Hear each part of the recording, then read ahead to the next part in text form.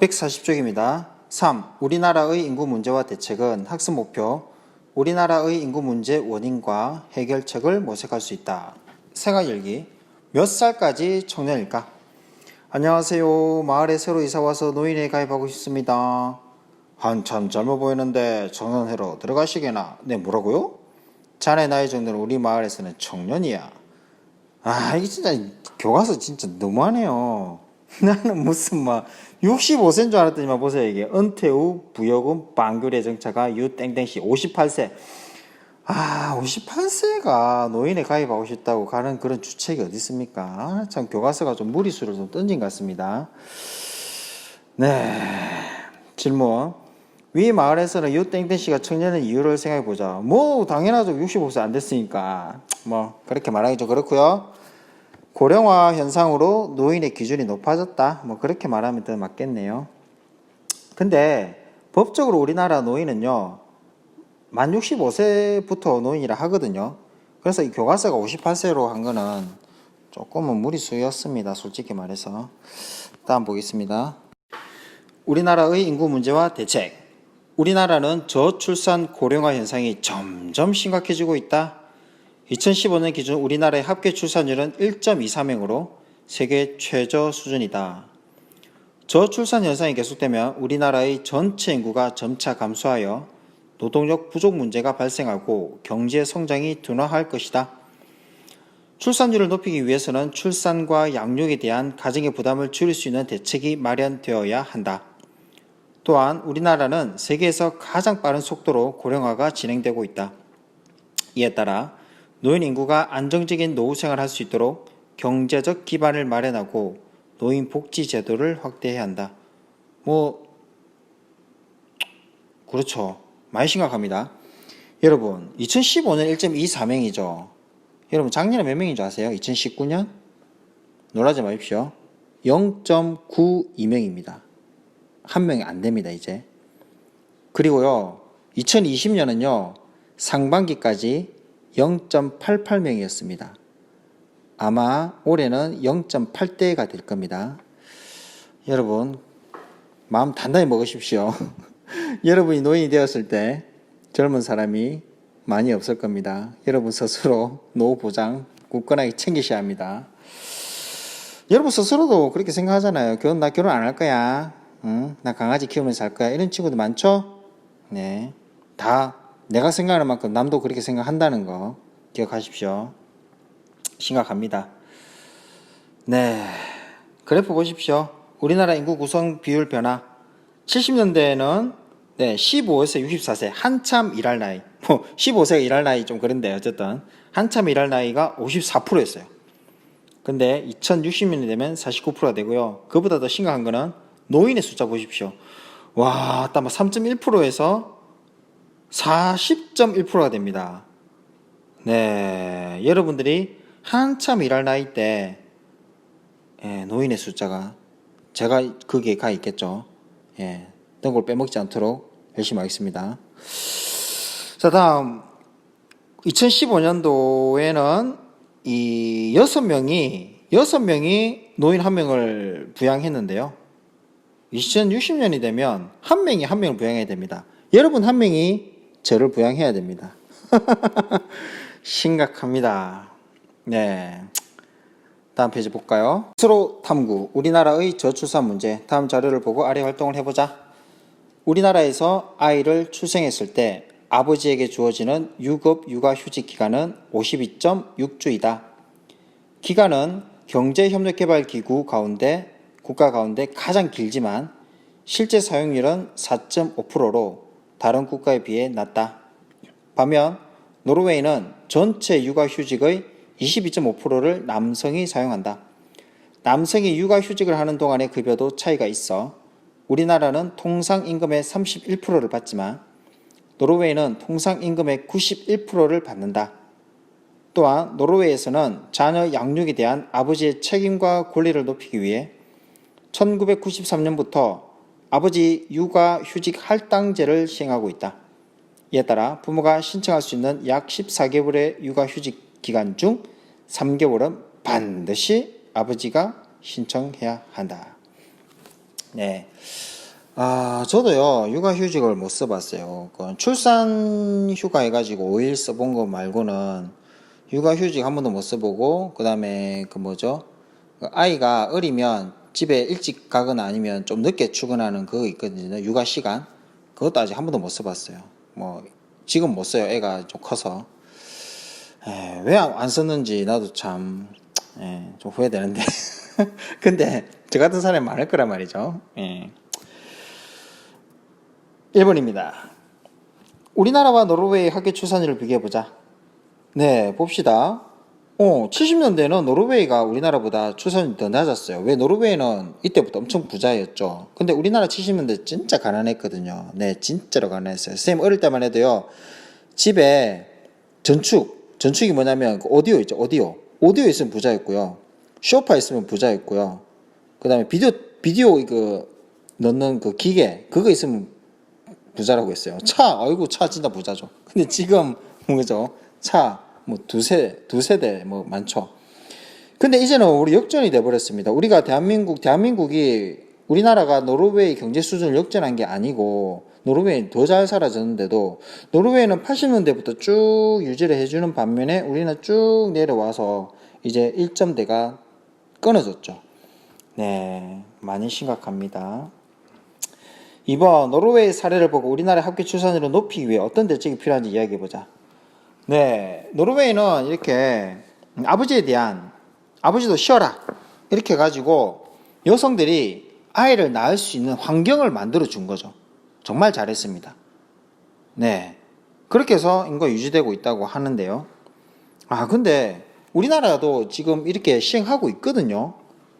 시행한 지 몇 년 됐습니다. 근데 2015년도 1.24명이면 우리도 지금 1.5명 정도 돼야 되는데, 아까 말한 것처럼 0.92명, 2020년에 0.8명대로 떨어질 것 같다는 거죠. 그러면 이 대책이 과연 먹히고 있냐라는 의문이 듭니다, 솔직히. 그리고 과거에 70, 80년대에는 아버지들이 진짜 가사 거의 안 도와주셨거든요. 도와주면 남자가 무슨 막 이랬던 시절에 가사 활동 하나도 안 도와줬던 시절이 있었습니다. 오히려 그때가 지금보다 더 출산율이 높았던 것이죠. 물론 그때 못 살아서 그런 것도 있지만, 참 우리나라가 이게 뭐가 답이 없는 것 같아. 이 노르웨이처럼 이렇게 되면 되는데 답이 없는 것 같아. 물론 노르웨이도 뭐 이거 통계 완전하게 좀 보기는 어려운 게 아까 말한 것처럼 이민자들을 많이 받아서 그런 것도 있을 수 있거든요. 근데 그런 거는 뭐 일단 빼고 보니까, 그런데 그래서 우리나라도 지금 다문화 계속 강조를 하고 있죠. 우리나라도 지금 다문화 받아들이지 않으면 국가의 소멸 위기 단계까지 오기 때문에 좀 다문화를 좀 장려를 하는 것 같습니다. 우리 앞전에 배웠던 거. 네, 어떤 대책이 필요할지, 네, 이렇게 쏟아부으면 효과가 있어야 되는데 좀 걱정입니다. 톡톡톡 사회 봅시다. 100세 시대 일자리가 답이다. 고령화 시대를 맞아 고용 복지의 해결책으로 액티브 시니어이라는 노인에 대한 관심이 높아지고 있다.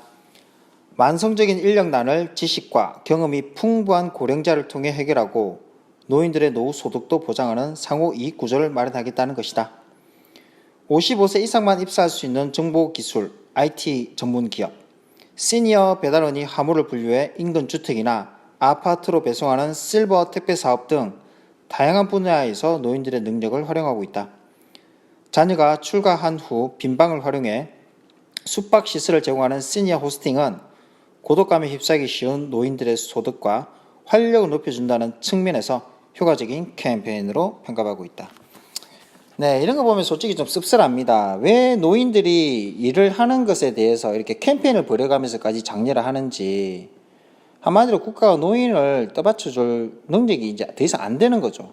국가 잘못이라고 보기도 어렵습니다. 아까 말한 것처럼 워낙 출산을 안 하니까, 그죠?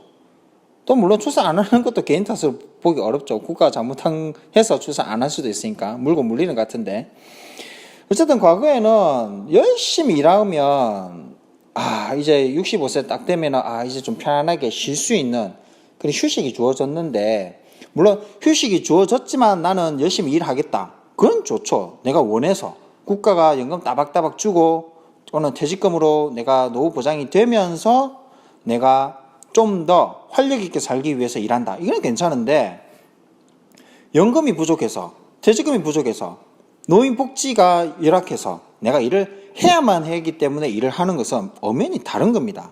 그죠? 그래서 이런 거 보면 좀 안타깝죠.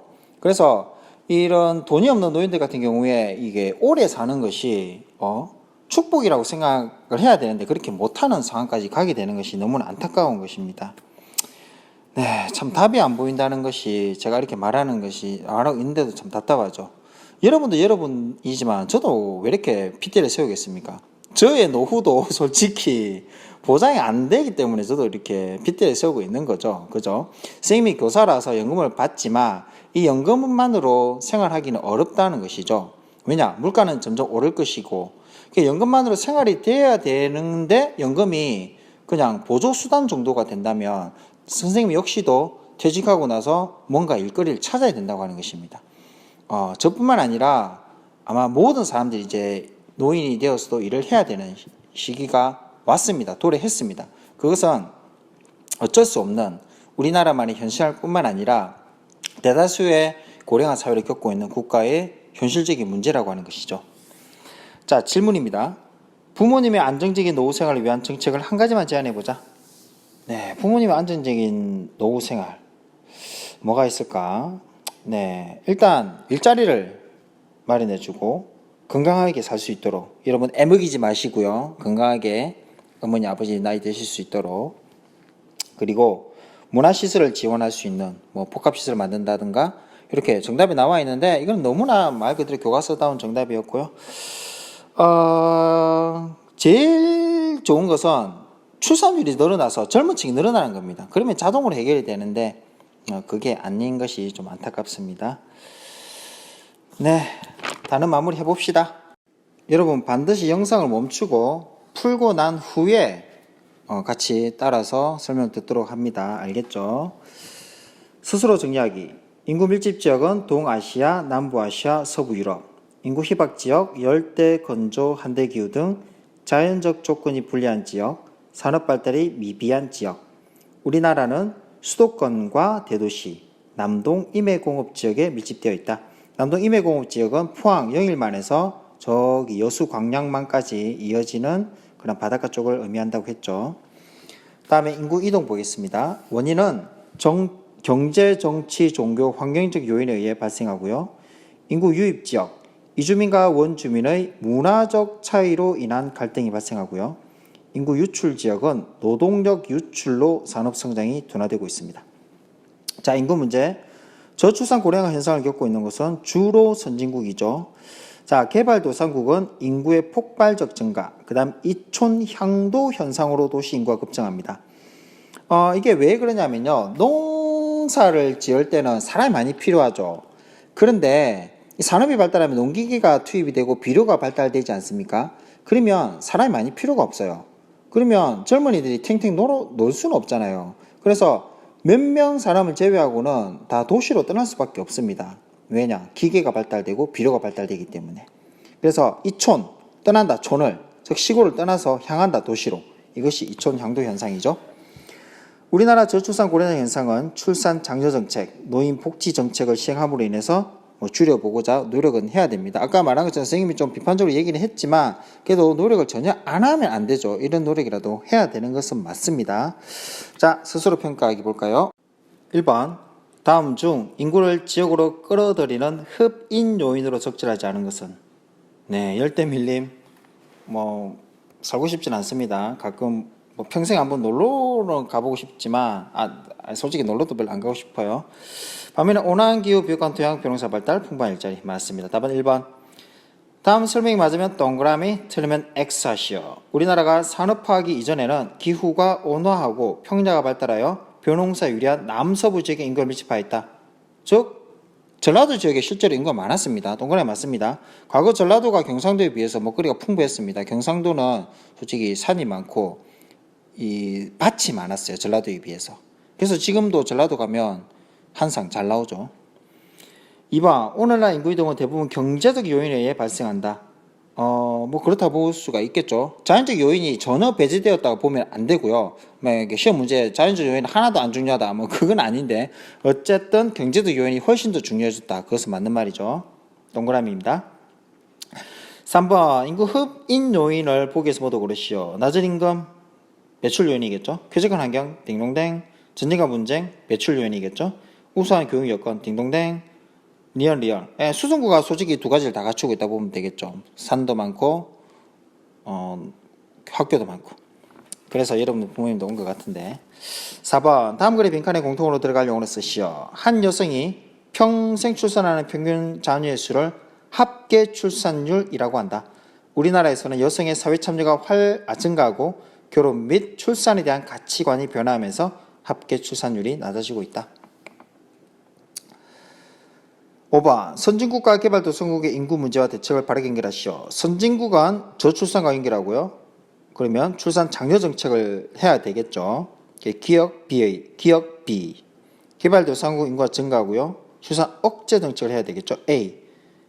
근데 개발도상국도 조심해야 됩니다. 우리나라 한참 개발도상국일 때 인구 억제 정책 하다가 뒤늦게 출산 장려 정책으로 바꿨거든요. 개발도상국도 잘 봐가면서 지금 인구가 한참 많더라도 인구 증가율이 조금이라도 감소하는 추세가 보이면 인구 억제 정책 절대 하면 안 됩니다. 출산 우리나라 솔직히 좀 약간 실패했거든요. 타이밍을 많이 놓쳤어요. 6번 고령화의 문제점과 대책을 한 가지씩 쓰시오. 다 보이죠? 문제점 노인 부양 부담 증가. 그래서 젊은이들이 막 화가 나는 노인을 보면 공경을 해야 되는데 이런 마음이 들면 곤란하죠. 저 노인 때문에 내가 세금 많이 내고 이런 일이 벌어질까봐 무섭다는 거죠. 선생님도 노인 됐을 때 너네들이 지금 봐봐 너 맞다 뭐 이런 될까봐 좀 걱정이 됩니다. 대책 노인복지 정책 확대해야 되겠죠. 그리고 이게 나와 있지 않지만 솔직히 출산율이 증가해야 됩니다. 다음 오른쪽 보겠습니다. 네, 수행평가 실제 수행평가는 아니고 이름이 그렇죠. 저출산 문제 극복을 위한 출산 장려 포스터 만들기. 모든 별로 못하고요. 이거 진짜 해봤으면 좋겠는데 그죠. 학교 나온 친구들은 선생님이 간단하게 좀 시킬게요. 해봅시다. 저출산 현상의 원인과 문제점 파악해서 포스터 주제 정하고 출산 장려 포스터 만들고 채점 기준. 채점 안 하는데 여러분들 포스터 한번 글자 포스터 좀 무리고 표 수정합니다. 학교 나온 친구들 표 한번 같이 해봅시다. 알았죠? 다음 네 시대별 가족계획 포스터인데 60년대 많이 낳아 고생 말고 적게 낳아 잘 키우자. 덮어놓고 낳다 보면 거짓골을 못 면한다. 너무 좀 진짜 무식한 이런 표를 세상에. 1970년대 딸아들 구별 말고 둘만 낳아 잘 기르자. 저 요때까지 필요했어요. 근데 솔직히 우리나라 80년대 되면 이거 멈췄어야 되는데 80년대 보세요. 둘도 많다. 하나씩 낳아도 3천년 초만원. 이때 고위공무원하고 정치인이 참 너무 안타깝습니다. 이미 조짐이 보였거든요. 70년대 후반 들어오면서 인구 증가율이 급격히 줄어들 거라 조짐이 보이는데 지금 당장 많다고 눈에 보이는 애들 많다고 이 정치를 끝까지 유지했다는 것 자체가 진짜 한치 앞도 못 보는 그런 정책 너무 안타깝습니다. 80년대는 해서는 안 되는 건데. 1990년대 사랑 모아 하나 낳고 정성 모아 잘 키우자. 세상에 만상에 90년대도 이러고 있습니다. 하나 낳자미자. 사랑으로 낳은 자식 아들 딸로 판단 말자. 한마디로 하나만 낳아라 이거죠. 90년대 와서도 이러니 지금 우리가 0.92명까지 내려왔죠. 2000년대 들어서 10년 만에 갑자기 보십시오. 자녀에게 물려줄 최고의 유산은 형제자매입니다. 아빠 혼자는 싫어요. 엄마 저도 동생을 갖고 싶어요. 2015년 더 나으면 더 나은 대한민국. 네. 선생님이 이렇게 포스터 관련된 과거 광고 영상 유튜브 찾아서 링크 하나 걸어 놓을게요. 한번 보시기 바랍니다. 네, 이건 솔직히 대책은 없고 한숨만 나오는 그런 내용들이 참 많았네요. 인구를 애를 억지로 나오라고 할 수는 없으니까 대책이 그죠. 지원해 준다고 하는데 지원해 주는 것도 한계가 있으니까 어쨌든 좀 고민을 많이 해보는 시간을 가졌으면 좋겠습니다. 왜 교과서에 실었겠습니까? 네, 고민을 많이 해보라는 거죠, 여러분들에게. 네, 여기까지 7단원 마치고요. 다음 8단원에서 만나 뵙겠습니다. 수고 많았습니다.